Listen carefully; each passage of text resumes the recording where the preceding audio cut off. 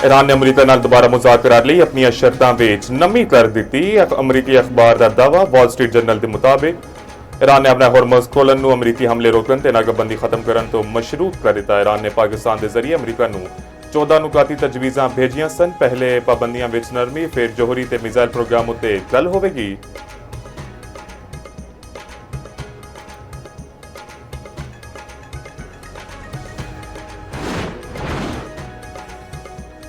अमरीकी सदर Donald Trump Iran की नवी तजवीज़ों तो गैर मुतमईन। आख्या ईरान नाल फोन ते गलबात चल रही है। ईरान डील करना चाहता है पर गल अगे नहीं वध रही। ईरान इंज दियां चीज़ां मंग रहा है जिन्हां नाल मैनू इतफाक नहीं। ईरान बारे सूरत हाल तो खुश नहीं चाहते कि ईरान को एटमी हथियार होन। ईरान की मौजूदा क्यादत कन्फ्यूज है, उन्हां विच इतिहाद नहीं। ईरानियों नूं यह ही नहीं पता कि उन्हां दी क्यादत किहदे कोल है। ट्रंप ने दावा किया कि मुख्तलिफ ईरानी शख्सियात मुआहदे लई राबता कर रही ने।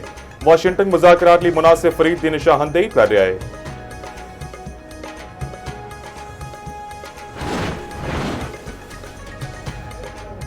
ईरान ते अमरीका के विचकार तसादम का इम्कान है। ईरानी मुसल्ह अफवाज मुकम्मल तैयार ने। ईरानी खातमुल अंबिया हैडक्वार्टर्स के डिप्टी इंस्पैक्टर सरदार असदी का आखना है, शवाहिद तो जाहिर है अमरीका किसी मुआहदे की पासदारी नहीं करता।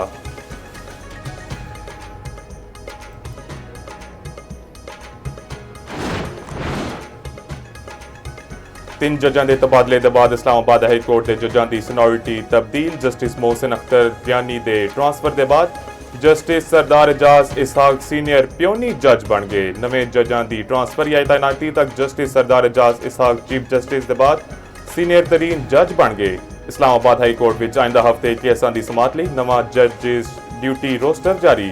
4 मई तो 7 सिंगल ते 4 डिवीजन बेंच केसां की समात करनगे।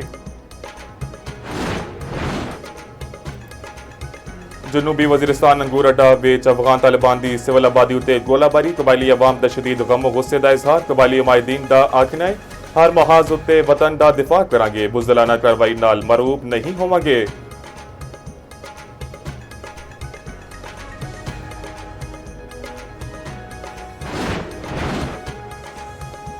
लाहौर मजंग विच रिश्ते के तनाजे उत्ते खातून ते 2 बच्चियां दा कतल। पुलिस ने मकतूला के दामाद की मुद्दईयत विच मुकदमा दर्ज कर लिया।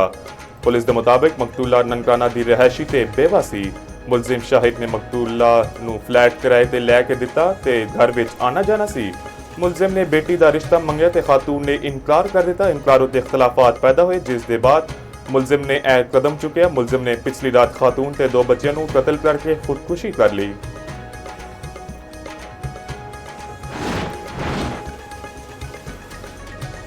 एलिमिनेटर 2 विच इस्लामाबाद यूनाइटेड नूं सनसनीखेज मुकाबले के बाद शिकस्त। हैदराबाद किंग्समैन ने HBL PSL के फाइनल लई क्वालीफाई कर लिया।